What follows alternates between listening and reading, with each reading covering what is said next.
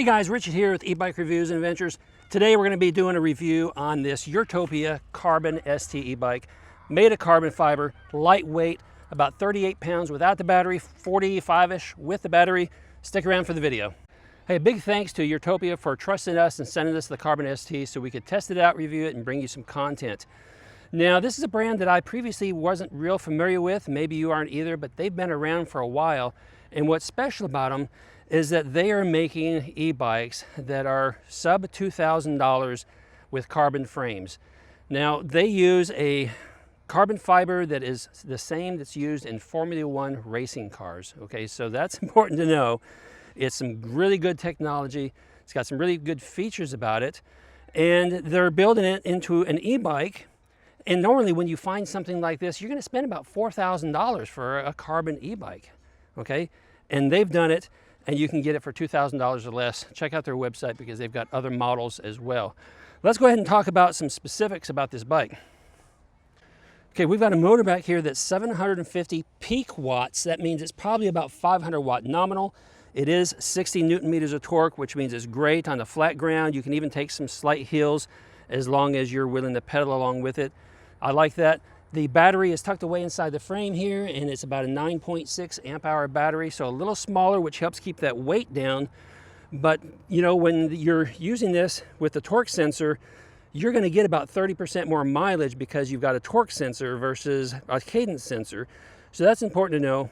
It's nice to have a torque sensor bike so you can put a little bit of effort in the pedal and give yourself a lot more range. Just be aware of that. Got nice big tires up here. We do have hydraulic disc brakes down here, Tektro hydraulic disc brakes. As we take a closer look at the frame up here, you'll notice that we don't have regular suspension forks, and that's because they're trying to keep the weight down to keep this lightweight. These forks, however, are made out of carbon fiber as well. So they're very strong.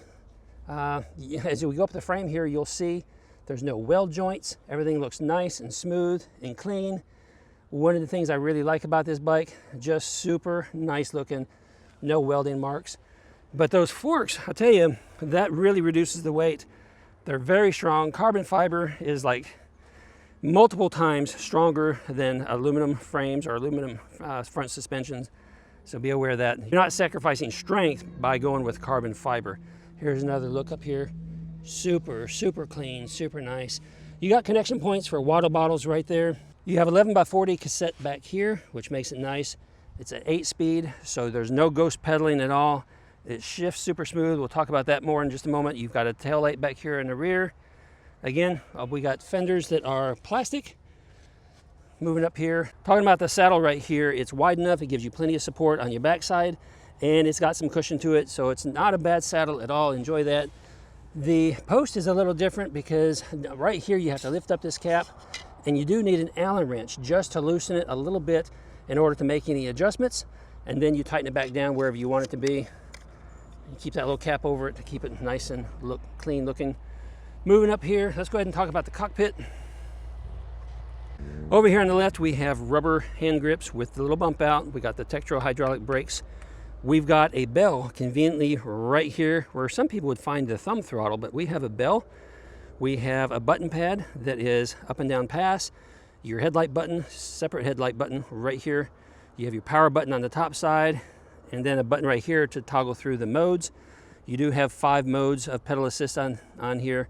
You can start in the off position, Eco, Tour, Smart, Boost, Turbo, and you can see the display. In the daylight, you know, the camera's not picking it up, but in the daylight you can see it a lot better. You can read it just fine. Moving over to the right side, you see here we do have, it is an 8-speed, and we have the trigger shifters, which is my preferred, and we're starting to see that more and more now on e-bikes, so it's really nice. And we have a thumb throttle over here on the right side. An interesting thing, when you push the thumb throttle, it gives you a little warning message there saying, hey, you got to hit it twice before it's actually going to take off with you. That's only when it's sitting still, because when you're actually out riding it, if you need a little extra boost, you can hit the thumb throttle and it's just going to take off with you. So far, we're really enjoying the Carbon ST, and we're going to get it out on the road and show you a little more about how it performs.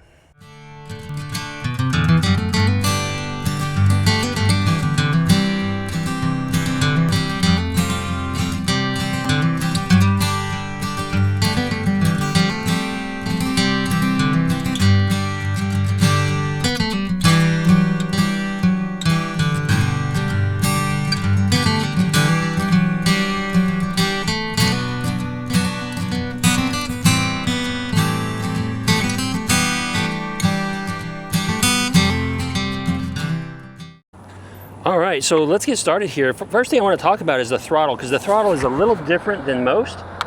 It just looks a little different. It's over here on the right side along with your finger shifter, which is kind of different.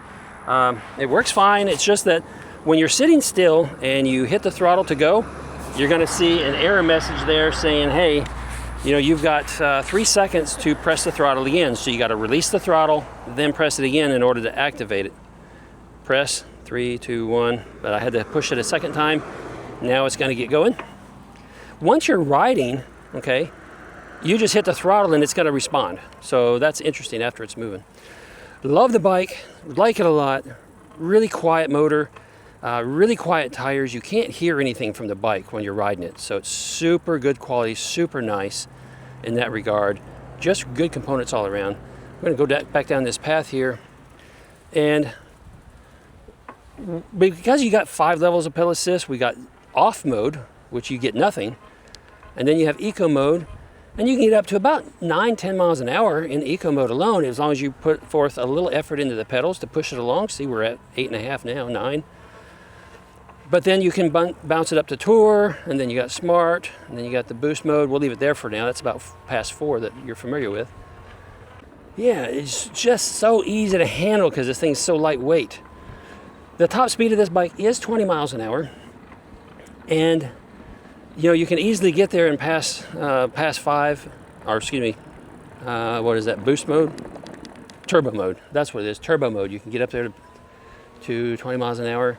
Just a little bit of effort on the pedal. We're already up to 12 in turbo mode. We're going to 14, we're going up to 15. So we can continue to speed up if we wanted to, or we're able to here.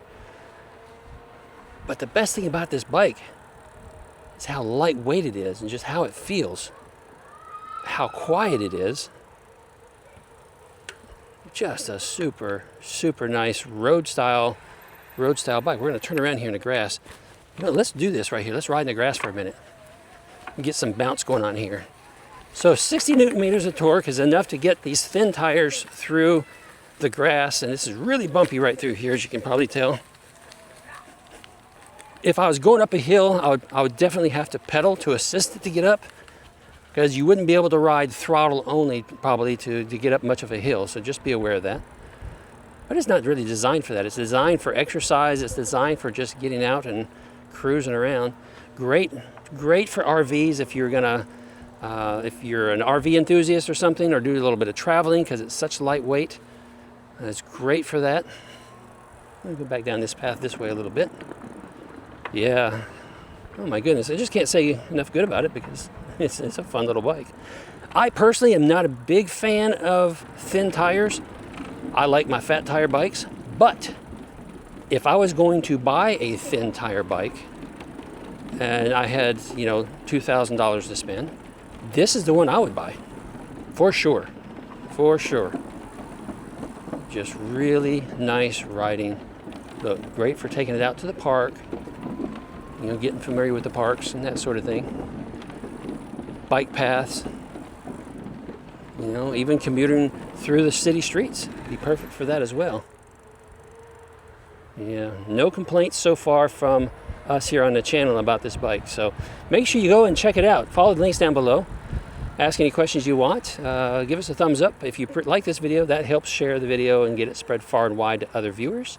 Guys, that's going to be it for this one. You guys ride responsibly and ride safe.